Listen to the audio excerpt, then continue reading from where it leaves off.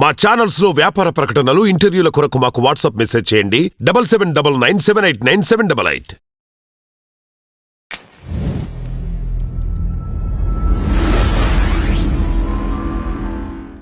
పావలా నాటకంలో నటించి ఒక మంచి పేరు తెచ్చుకొని పావలా శ్యామలాగా పేరు తెచ్చుకున్నటువంటి ఈ పావలా శ్యామల నాటక రంగం మీద చాలా మంచి పేరు తెచ్చుకుంది. తర్వాత సినిమా ఫీల్డ్కి వచ్చింది. అడపా తడపా వేషాలు వేసింది. కొన్ని సినిమాల్లో మంచి ఆంధ్రావాల లేకపోతే మురారి ఇట్లాంటి కొన్ని సినిమాల్లో మంచి నటనే ప్రదర్శించింది. అలాగే చిరంజీవి గారి సినిమాలో కొంతమంది అగ్రనటులు ఎన్టీ తారక్ సినిమాల్లోనూ కొంతమంది అగ్రనటుల సినిమాల్లో యాక్ట్ చేసింది. అయితే ఆవిడ పరిస్థితి బాగలేదు, ఆర్థికంగా బాగలేదు. కరెక్టే. అంటే సినిమా పరిశ్రమలో ఆర్థికంగా బాగలేని వ్యక్తి పావలా శ్యామల ఒక్కరేనా, ఇంకెవరైనా ఉన్నారా? ఈవిడికి బాగానే సహాయం అందుతుంది ఒక విధంగా చెప్పాలంటే. చిరంజీవి గారు మంచి సహాయం చేశారు. ఇంకా అగ్ర నటులు అనిపించుకున్న వాళ్ళంతా వాళ్ళు తెలుసో తెలియకుండానో మంచి సహాయం చేశారు. అలాగే మన కరాటే కళ్యాణి కూడా ఏదో ఇతోధికంగా సహాయం చేసింది. చాలామంది ఆవిడకి డబ్బు సహాయం చేయడం మొదలుపెట్టారు. కానీ ఆవిడ ఇంటర్వ్యూస్కి వెళ్ళినట్టయితే ఆ రిపోర్టర్స్ మీద తిరగబడడం చూస్తే నాకు కొంచెం బాధ అనిపించింది.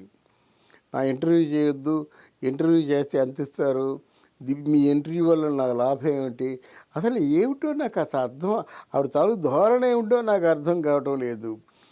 సినిమా పరిశ్రమలో ఎవరెవరు ఎంత దయనీయంగా చచ్చిపోయారో తెలుసా మీకు? కళారు నాగభూషణం గారు నెలకి 2 జీతాలు ఇచ్చేవారు. ఆంధ్ర నుంచి ఎవరు వచ్చినప్పుడు కూడా హక్కును చేర్చుకొని ఆదరించేవారు. ఆయన ఎలా చనిపోయారో తెలుసా? కస్తూరి శివరావు అనేటువంటి ఒక మహానటుడు, హాస్య బ్రహ్మ అని చెప్పవచ్చు. ఆయన తెనాలిలో చచ్చిపోయినట్టయితే తెనాలి నుంచి తీసుకురావడానికి 3 రోజులు పట్టింది. ఎవరు వెహికల్ మీద ఎక్కించుకోకుండా అనాథగానే చచ్చిపోయాడు. ఆయనకి ఎవరు సహాయం చేశారమ్మా? సినిమా పరిశ్రమలో చాలామంది చాలా కష్టాలు అనుభవించారు. ఎవరికి నీకు అందినంత సహాయం అందలేదు. అంతెందుకు, కాకినాడలో సత్యవతి అని పేరుతో పిలువబడ్డ కల్పనారాయ్ చాలా మంచి వేషాలు వేసింది.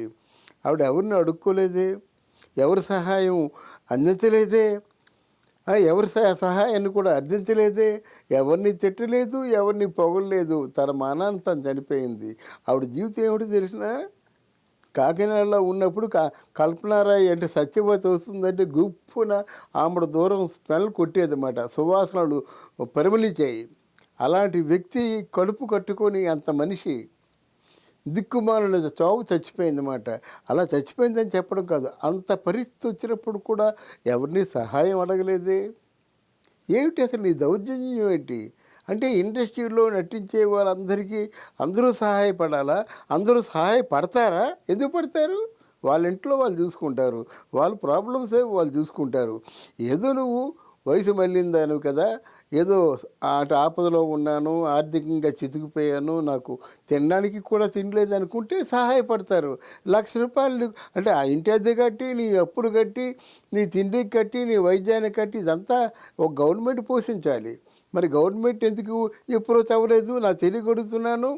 ఏమయ్యా తెలంగాణలో నేనున్నాను, ఇలాంటి మహానటిని, నాకు సహాయం దొరకటం లేదు, నాకు నెలకి ఎంత కావాలి అని అర్జీ పెట్టుకోవచ్చు కదా. అప్పుడు ప్రభుత్వం నుంచి వస్తుంది కదా. ప్రభుత్వానికి ఇదంటే మామూలుగా సునాయాసంగా చేయగలుగుతుందని వ్యక్తులు ఏం చేస్తారు? ఒకసారి 1,00,000, ఇంకోసారి 1,00,000, మూడోసారి ఏం చేస్తారు 50,000, నాలుగోసారి 25,000, తర్వాత ఇవ్వలేరు వాళ్ళు.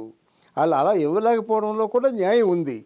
అంతేగాని ఊరికే నాకు సహాయం చేయలేదు, నాకు సహాయం అందటం లేదు, నిరాదరణగా చూస్తున్నారంటే ఎవరిని నిరాదరణగా చూస్తున్నారు? నీ అదృష్టం బాగుంది, అందరూ ఆప్యాయంగా వచ్చి పలకరిస్తున్నారు, ఏదో వాళ్ళు తోచిన సహాయం చేస్తున్నారు. అలా కాకుండా ఇండస్ట్రీ మీద దుమ్మెత్తిపోతుంటే ఏంటమ్మది? ఎంతవరకు అది కరెక్టు? నువ్వు నటివే, కాదన్ను. నటువైతే అది ఎందరి ఇండస్ట్రీ తప్పకుండా వచ్చేసి వాళ్ళ పనులు మానేసుకొని నీకు సహాయం చేయాలా?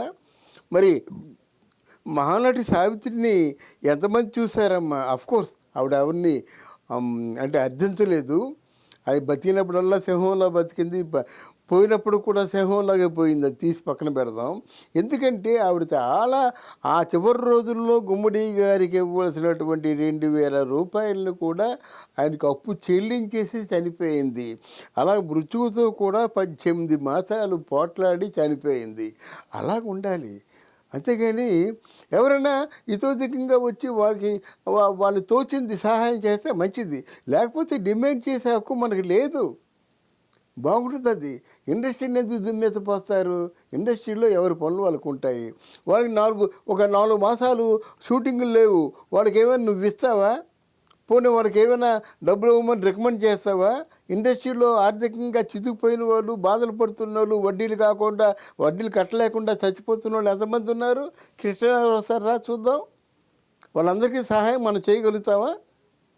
ఇవి ఆలోచించుకోవాలి. ఆ పెద్ద మనిషికి పెద్ద మనసు కావాలి. అంతేగాని నీ తాలూకు ఈ పరిస్థితుల్లో నువ్వు ఈ విధంగా అంటే ఒక దాన్నేమంటారు, నిందలు నిష్ఠూరంగా మాట్లాడడం మాత్రం మంచిది కాదు.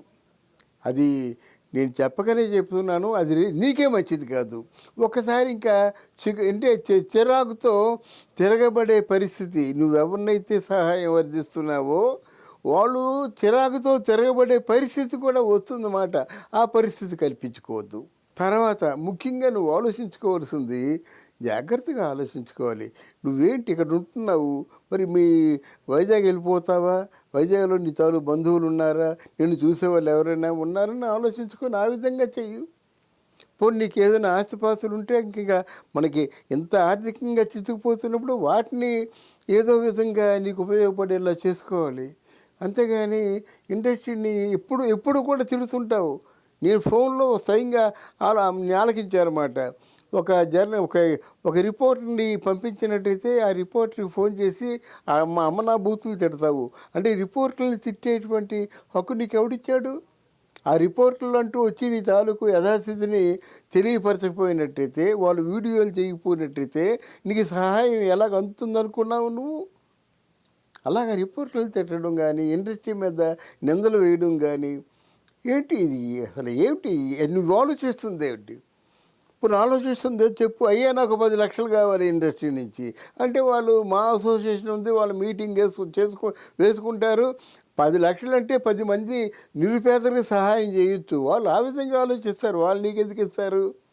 ఒకవేళ వాళ్ళకి నిజంగా మనసు ఉందంటే చాలా కొంత వేసుకొని నీకు ఏదో ఇస్తారు. అది కరెక్టే. అంటే సరైన మార్గంలో నువ్వు వెళ్తే బాగుంటుంది. లేకపోతే నలుగురిలో కూడా చెడ్డైపోవడమే కాకుండా నలుగురు కూడా చులకనగా చూస్తారు. అంటే దీన్ని జాగ్రత్తగా ఆలోచించి అపార్థం చేసుకోకుండా ఆచరిస్తావని కోరుకుంటున్నాను.